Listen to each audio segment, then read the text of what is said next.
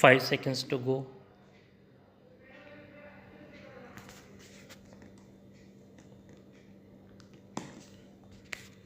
Start. Basically, what do we want from our foreign policy? What is the ideal we pursue? Is that ideal divorced from the practical interest of the country, or is it allied with it? As it happens, our ideal and practical interests are the same.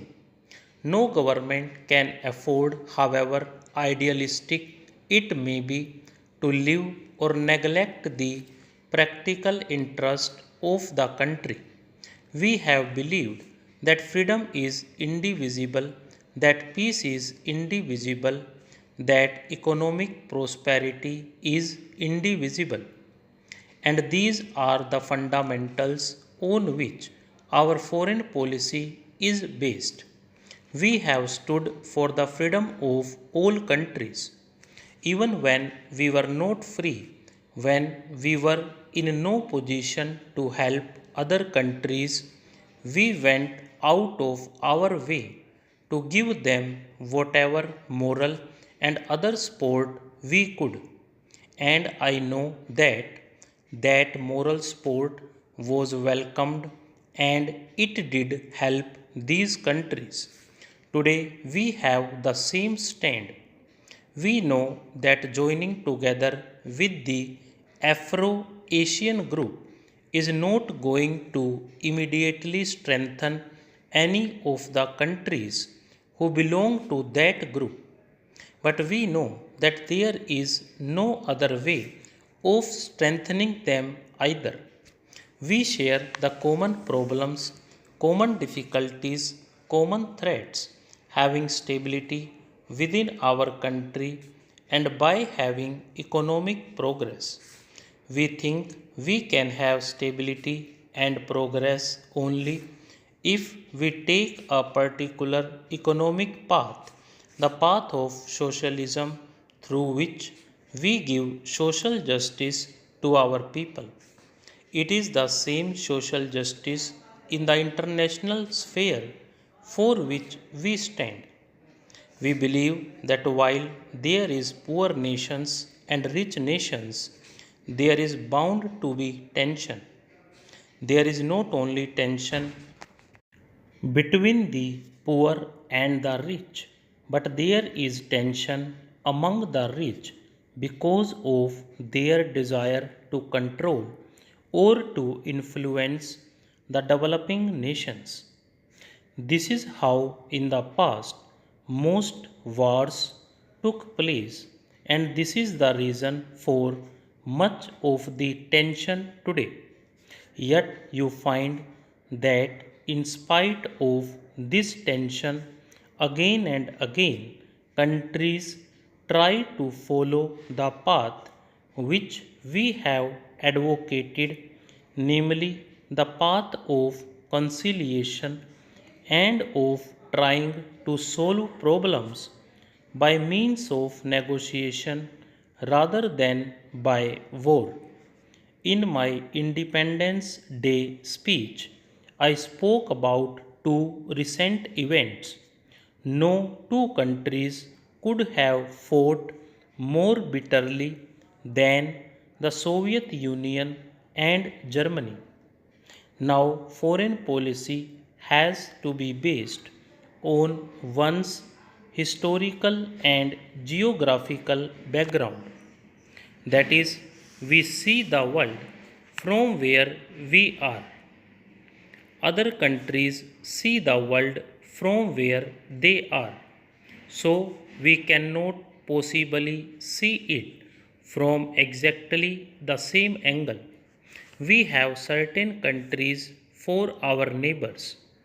So it is important what relationship we have with our neighboring countries. If we are a long way from other countries, we can look at them from different angles. We also find that in the making of the foreign policy, of any country and perhaps especially of India, there are certain intangible elements which are just as important or decisive in forming our point of view. It perhaps is easier to pursue foreign policy and fashion our relations with other countries if one is a rich and a powerful nation. Now, India is not a rich or a powerful nation, and we have to keep that in view. It is no use going as we are, but we have made up for our lack of riches and power with some other quality. Earlier, because we were in the forefront of the freedom struggle that gave us a certain influence. Also, because we had leaders of stature who were able to give inspiration to other countries who were in similar position as we were. Today, that situation has changed. All these countries have been free for a number of years. They are all trying to stand on their own feet, and none of them would like to be guided by any other country. They would like to have friends, but they would not like to feel that any one country is superior to them. We ourselves perhaps would not like that position.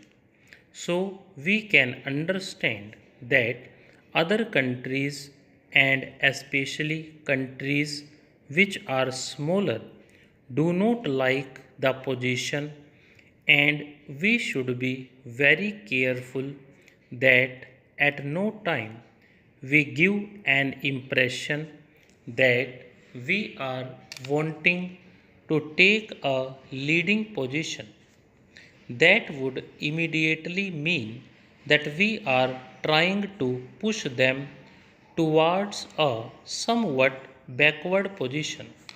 So, when we find ourselves in the situation which were in, that is, in an extremely difficult economic and political situation where you do not have power, then either you have to stand firm on your convictions and try to strengthen yourself, or you strengthen yourself through alliances.